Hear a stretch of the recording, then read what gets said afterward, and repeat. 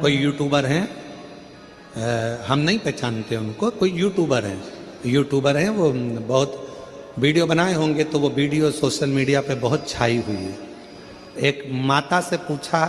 कि तुम कथा सुनने के लिए आई हो, वो कौन सी माता है वो हमको स्मरण, हम कल उसका वो माइक में बोली है, किसी ने हमको भेजा है आश्रम पर, तो समिति से उसका नाम आया था पर हम उसको पढ़ नहीं पाए। तो कहा एक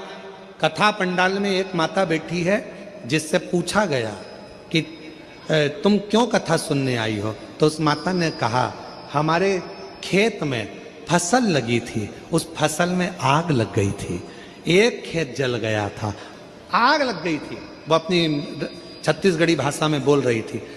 एक खेत में आग लगी, दूसरे में आग लगी, तीसरे में आग लगी, खबर पहुंची आग लग गई है, घबरा गए हम, दौड़े, क्या करते, शंकर का चढ़ा हुआ जल एक कटोरी में भरा पड़ा था, वो लेकर पहुंच गई, उस जल को एक डंडे में लगा लिया और लाइन खींच दी, आग उस लाइन को पार ना कर पाई, वो बहन यहां बैठी। ऐसे यूट्यूबरों को भी धन्यवाद दूंगा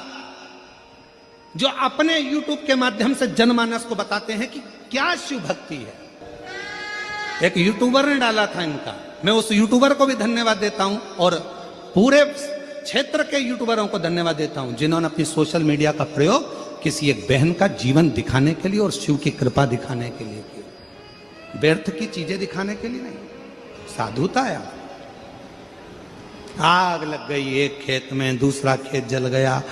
उसका यूट्यूब पे डला हुआ है, तीसरा खेत जला, चौथे में पानी की कटोरी शिव जी की रखी थी, जल की भर लाई, दौड़ी, आग लग गई, फसल जल जाएगी मेरी, भागी, खेत पर पहुंची, बाबा की भक्ति का इतना बल था कि शिव को अपना पिता मानकर उससे प्रार्थना कर कर बुझाने में लग गई, सब लग गए,